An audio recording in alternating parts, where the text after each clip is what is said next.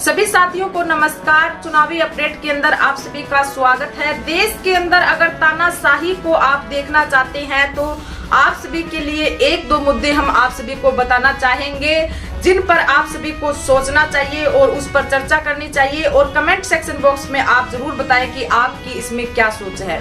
कुछ दिन पहले सीतापुर के अंदर बसपा के जो उत्तराधिकारी बनाए गए थे आनंद कुमार, जिनकी वहां पर रैली थी और वहां पर उन्होंने बीजेपी पार्टी के कार्यकर्ताओं पर और बीजेपी पार्टी पर कटाक्ष करते हुए अपनी बातें रखी थी और कुछ ऐसी उन्होंने टिप्पणियां की थी कि उन पर एफआईआर दर्ज हो गई थी और उन्हें बाद में अपने पद से हटना भी पड़ा। और बसपा सुप्रीमो बहन कुमारी मायावती जी ने उन्हें अपने पद से हटा दिया, उत्तराधिकारी पद से भी हटा दिया, साथ में उन पर एफआईआर तक भी दर्ज हो गई थी। इसी के साथ उन्हीं के मुद्दों से रिलेटेड आप सभी देखेंगे कि लगातार बीजेपी पार्टी के प्रधानमंत्री जी नरेंद्र मोदी, अमित शाह जी के जो लगातार हम उनके इंडिया गठबंधन पर या अदर पार्टियों पर जो कटाक्ष देख रहे हैं वो भी कहीं ना कहीं उनसे रिलेटेड है। उनके कटाक्ष राहुल गांधी पर पीछे भी हमने आप सभी को बताने का काम किया था कि किस तरीके से उन्होंने राहुल गांधी पर कटाक्ष किया और राहुल गांधी को पाकिस्तान के एजेंडे पर काम करने वाला व्यक्ति बताया और पाकिस्तान के लोगों से मिले होने का, और वहां के लोग इनसे इसलिए खुश है कि ये उनके एजेंडे को पूरा करने का काम करते हैं। इस तरह की तुलना उन्होंने राहुल गांधी की और साथ में आज के अगर आप दैनिक भास्कर में देखेंगे तो उन्होंने ये बोला है कि जो शहजादे की जो भाषा है वो नक्सलियों जैसी है, मतलब नक्सलवाद से आप इंडिया गठबंधन के जो लीडर्स हैं उनको आप तोल रहे हैं, उनकी आप कंपेयर कर रहे हैं।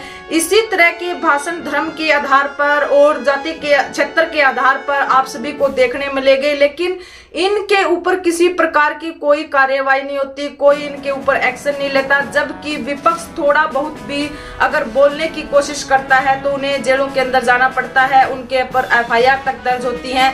साथ में आज की जो लेटेस्ट घटना है और किसान आंदोलन के जो किसान आंदोलन का जो बीजेपी पार्टी पर असर पड़ रहा है, अलग अलग क्षेत्र में जो कैंडिडेट उतारे गए हैं उनका विरोध किया जा रहा है। इसी कड़ी में आज हमारे सामने एक वीडियो हमें देखने के लिए मिली जिसमें एक किसान अपनी बातें रख रहा था और पार्टी के खिलाफ और बीजेपी पार्टी के खिलाफ बोल रहा था। किस तरीके से एक आदमी को उसकी बात को और उसकी जुबान को बंद करने के लिए उसके चारों तरफ लोग उसे चुप कराने के लिए लगे हुए थे और जोर जबरदस्ती उसके साथ कर रहे थे और उसे पंडाल से बाहर ले जाया गया। इस तरीके की वीडियो हमारे सामने आई तो हमने आप सभी को बताना जायज समझा। और इसी के साथ आप सभी देखेंगे कि जो विपक्ष की जो अन्य पार्टियां हैं वो जहां कहीं पर भी अपनी आवाज उठाती है, अपने मुद्दों के ऊपर बात करती है तो उनके ऊपर एफआईआर दर्ज कर दी जाती है। इधर कन्हैया लाल पर जो मनोज तिवारी के संपर्क में जो व्यक्ति था उन्होंने कन्हैया कुमार पर हमला किया, इधर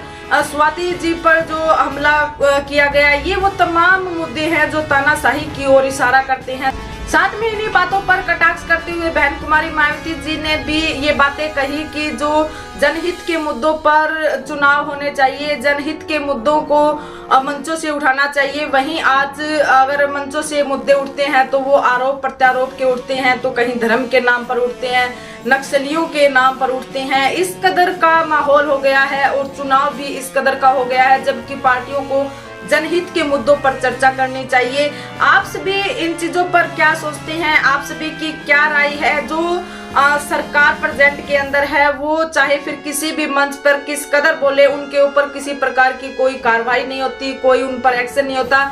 विपक्ष अगर थोड़ा बहुत भी कुछ बोल जाता है, उनके मुख से कोई बात निकल जाती है तो तुरंत उन पर एफआईआर दर्ज करवा दी जाती है और तुरंत उन पर एक्शन हो जाता है। इसी तरह की एक वीडियो अमित शाह जी की वायरल हुई थी जो आरक्षण के ऊपर लेकर उन्होंने टिप्पणी की थी, तो वो वीडियो फेक थी या रियल थी ये सच्चाई आम जनता तक नहीं पहुंच पाई और उस वीडियो को फेक बताते हुए उस व्यक्ति के ऊपर एफआईआर दर्ज करवा दी गई और आज वो अरेस्ट है। इसी के साथ बहन कुमारी मायावती जी की भी एक वीडियो वायरल हुई थी जिसमें उनके तथ्यों को तोड़ मरोड़ कर बताया गया, लेकिन उस व्यक्ति के खिलाफ कोई कार्रवाई नहीं हुई। तो ये तानाशाही की ओर इशारा करते हैं। ये लोकतंत्र के हित में कभी ये लोकतंत्र के हित में कतई कोई इशारा नहीं है। बल्कि ये तानाशाही का एक इशारा है। आप सभी की क्या सोच है इसके सभी के पीछे, आप हमें कमेंट सेक्शन बॉक्स में जरूर बताएं। आप अपने चैनल को सब्सक्राइब कीजिए और वीडियो को लाइक कीजिए। धन्यवाद।